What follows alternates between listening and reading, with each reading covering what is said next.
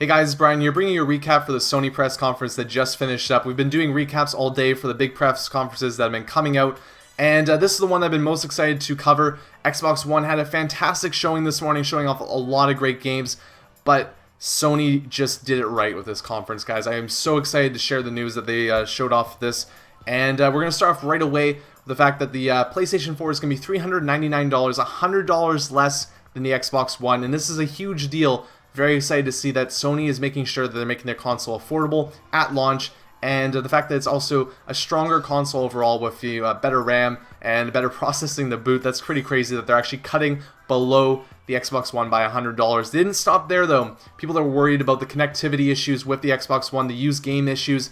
Sony just came out and said, hey guys, don't worry. You can play your used games on our console. You're going to be able to share your games with your friends. You can trade your games back in. And if you want, you can keep your games forever. And you know what? Don't worry about it. Also, you can play your single-player games offline. We're not going to ask you to connect to the internet. As you know, Xbox One, you have to be connected every 24 hours. If you're on a friend's console, you got to be connected every hour. PlayStation 4, no restrictions in regards to that. And that's a big deal. People were cheering in the crowd. It was a very big moment. And I was sitting with my friends. We're all just kind of staring at each other and thinking to ourselves, holy crap. Sony's really coming out and trying to get people's attention here with saying these things. On top of that too, show off the console.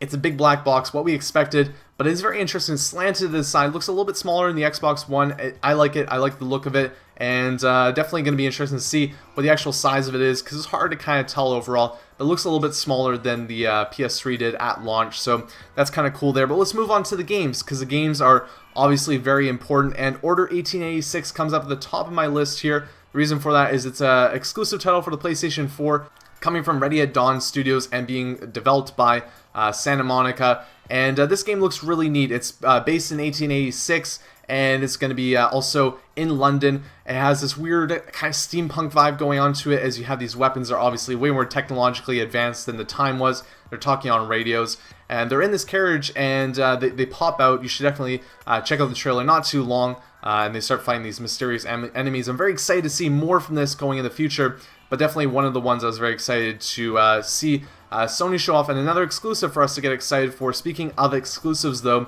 they showed off 4 at the February event and gave us updates on all of them, gave us a quick little look at the games, and you can check out the full demos online, but they actually did like little clips of maybe 2 minutes or so, and the one I was most excited for, Infamous Second Son, looks fantastic.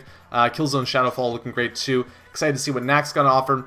Drive Club kind of being the one I'm a little bit iffy on, but overall looks very nice in regards to those games. And the thing that I want to talk about in regards to Drive Club is actually it's gonna be a PlayStation Plus free game when the PlayStation 4 launches, and PlayStation Plus is gonna carry over too. So if you have it on the PS3, don't worry, it's gonna work on the PS4, your Vita. It all connects, it all goes together. The other thing to know about the PlayStation 4 and regarding to the PlayStation Plus is going ahead now, you're going to have PlayStation Plus to play your games online, which is a little bit maybe one of the negatives from the conference in regards to that, but something that I'm not too upset about because Xbox Live has been doing it for so long, and at the same time too, the actual value that the PlayStation Plus offers of the free games, the fact that you get Drive Club for free, which is going to be over $59 at value at start, makes this pretty much a free purchase for anybody interested in picking up PlayStation Plus at the start of it all.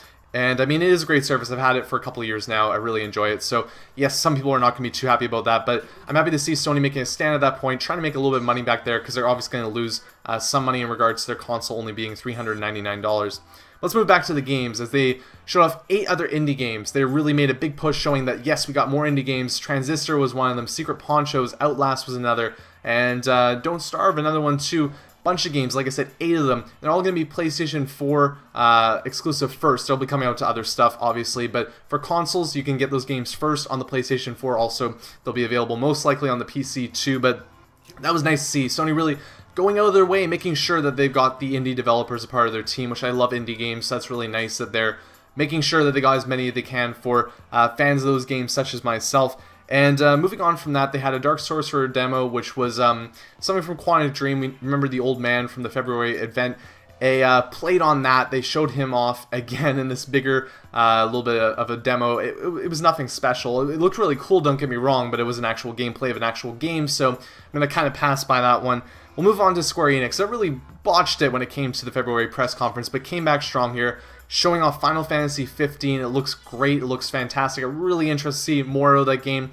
as this generation's Final Fantasies haven't done it for me, but I want to be interested in that series. The one that really has me interested, though, is Kingdom Hearts 3 is coming. It is official. We've been waiting for that game for so long. It's coming to the PlayStation 4. That is a game from my childhood, Kingdom Hearts and Kingdom Hearts 2. For whatever reason, those games hold a very special place, and the best games I ever played. I love those, and maybe not everybody's excited for those games, but my friends over here, the guys that we do the podcast Checkpoint Achieved, they can definitely tell you that I let a little bit of a yelp out when that happened. I was super excited to see that they were showing that off.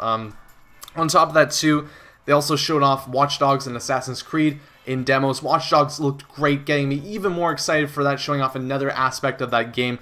Assassin's Creed 4 demo was a little bit iffy, as they actually ran into some technical issues, which you get with live demos sometimes, but I mean, it is what it is. I'm excited for Assassin's Creed 4, but I wasn't really, saying, hey, I was thinking, why is it here anyway? But it was a bit bad that they actually ran into issues there with that too. They also showed off NBA 2K14, a bit passable in that. LeBron James in that one there. Mad Max is going to have a game too, and that one's probably going to be multi-console, but looks really neat. We were thinking maybe Fallout 4 at that point, but it turned out to be a Mad Max title, which is still pretty cool regardless of that. Moving on to the final stretch here, let's talk a little bit about Destiny, as that was a game I was really excited to see at the Sony Press Conference, and it did not disappoint. This game looks absolutely fantastic. Really excited to play it on the PlayStation 4. It's going to have exclusive content there as well, and yeah, it looked really cool, and it's going to be one of those games similar to Division, where it's going to be really fun to play with friends and get together and have a really fun time in this fantastical world. They also talked a little bit about the PlayStation Vita, and they went over Gran Turismo, The Last of Us, Beyond Two Souls, and Reign in regards to PlayStation 3 too. So they covered all the bases. They made, I think, the Sony fans happy, and for people waiting to hear what Sony had to say in regards to DRM and used games, they got the answer that they wanted. So that's it for this recap, guys. I hope you enjoyed. We'll be back tomorrow with the Ubisoft recap, as I wasn't able to do that today. I'll get around to doing that for you guys tomorrow. But stay tuned to the channel for more stuff like this too, as I'm going to be recapping games, recapping news a little bit more often on the channel. And on top of that too, in September, I'm going to be at PAX with Gage from Checkpoint Achieved. We're going to be covering games, doing some interviews, and also getting some gameplay for you guys as well. So stay tuned for that. Subscribe to the channel if you haven't already. And thanks guys for watching. I'll see you around in the future.